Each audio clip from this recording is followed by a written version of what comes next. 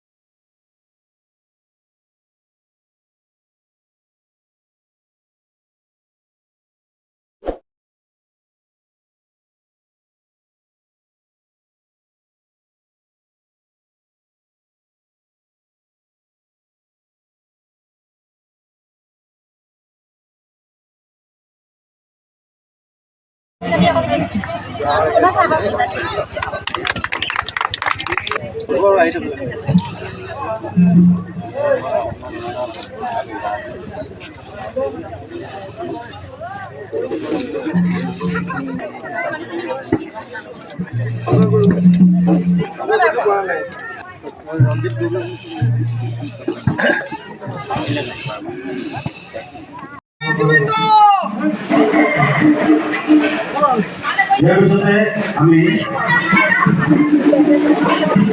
কিছুমান পাছতে ভাগৱত ভ্ৰমণ অভিযান দলবোৰ আহি আছে, দলবোৰ আহি গৈছে হোৱাৰ লগে লগে আমি ভাগৱত ভ্ৰমণ অভিযান সকলোৰে সহায় সহযোগিতা ফোন কৰি দিয়ক পায় দেখা হৈছে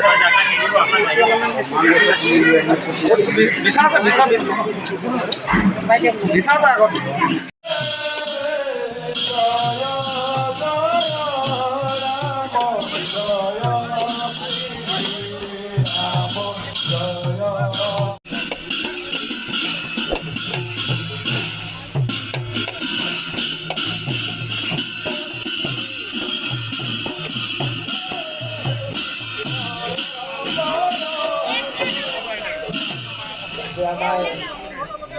দেউৰী বাবুজন ভঁৰাল খনিলে আগবাঢ়িব লাগে।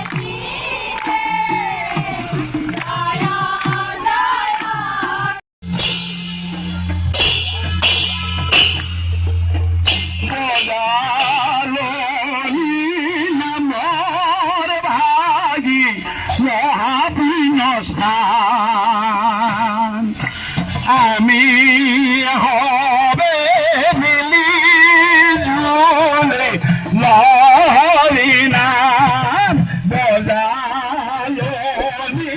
নাভর ভাগি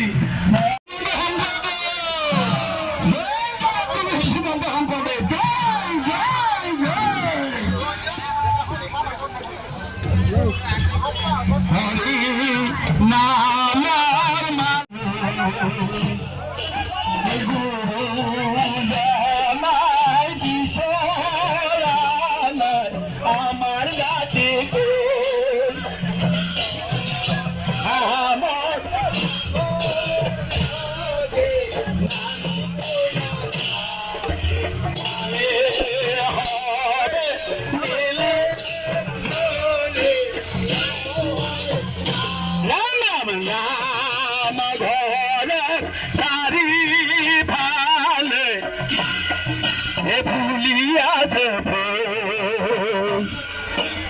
একেলগে নাম ললে নাযায় জাতি কোলাম ঘৰৰ খাৰি ধান উলিয়াছে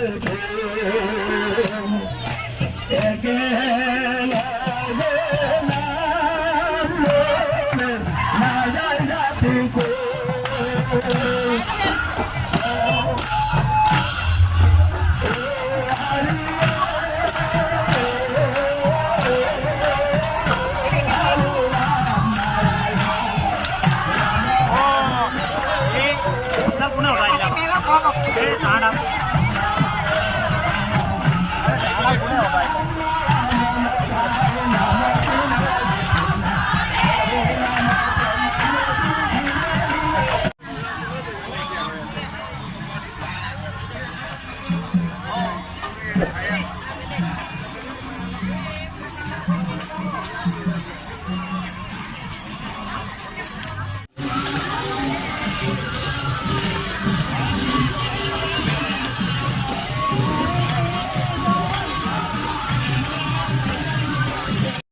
অসমীয়া জনজীৱনক সমৃদ্ধ কৰা মহাপুৰুষ শ্ৰীমন্ত শংকৰদেৱ, যিগৰাকী আচলতে অসমীয়া জাতিৰ প্ৰাণ প্ৰতিষ্ঠাতা, জগতগুৰু।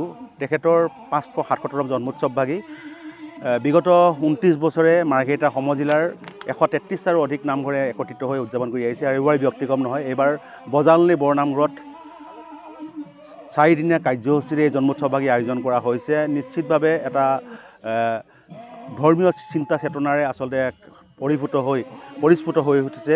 আৰু ভাগৱত ভৱনৰ জৰিয়তে আচলতে আজি বৃহত্তৰ যিটো মাকুমকিলা অঞ্চল, 30টাৰো অধিক নামঘৰে সমৃদ্ধ এই মাকুমকিলা অঞ্চল আচলতে দ্বিতীয় বৈকুণ্ঠলৈ পৰিণত হৈছে। জন্মোৎসৱ উপলক্ষে বিভিন্ন প্ৰতিযোগিতা অনুষ্ঠিত হ'ব, লগতে এখনকৈ নাট ভাওনা মঞ্চস্থ হ'ব, বক্তৃতা অনুষ্ঠান অনুষ্ঠিত হ'ব। আৰু মাৰ্ঘেৰিটা সমজিলাৰ এই 133টা নামঘৰৰ যি সামূহিক প্ৰচেষ্টা, এই প্ৰচেষ্টাৰ জৰিয়তে নামঘৰসমূহৰ আন্তঃগাঁথনি উন্নয়নৰ পৰা আৰম্ভ কৰি যাতে একশৰণ নাম ধৰ্মক অধিক বিস্তাৰিত কৰিব পৰা যায়, একশৰণ নাম ধৰ্মক প্ৰতিটো মানুহৰ অন্তৰে অন্তৰে লৈ যাব পৰা যায়। মহাপুৰুষ শ্ৰীমন্ত শংকৰদেৱৰ বিশ্বজনীন যি আদৰ্শ, যি কলা সংস্কৃতি, ভাষা, সাহিত্য, ধৰ্ম, এই সকলোকে যাতে নতুন প্ৰজন্মই লৈ যাব পৰা যায়, ইয়াৰ প্ৰচেষ্টাই এই এটা বিশেষ। আৰু গুৰুজনাই আচলতে অসমীয়া জনজীৱনক যিদৰে সমৃদ্ধ কৰিছে ধৰ্ম সংস্কৃতিৰে আদি বিভিন্ন ধৰণৰ উপাদানেৰে, তেখেত আমাৰ সদায় চিৰনমস্য। আৰু তেখেতৰ এই জন্মোৎসৱ ভাগিৰ জৰিয়তে আমি আচলতে অসমীয়া জনজীৱনক আৰু অধিক যাতে আগুৱাই লৈ যাব পৰা যায়, কৰিব পৰা যায়, ইয়াৰ প্ৰচেষ্টা নিশ্চিতভাৱে অব্যাহত থাকিব।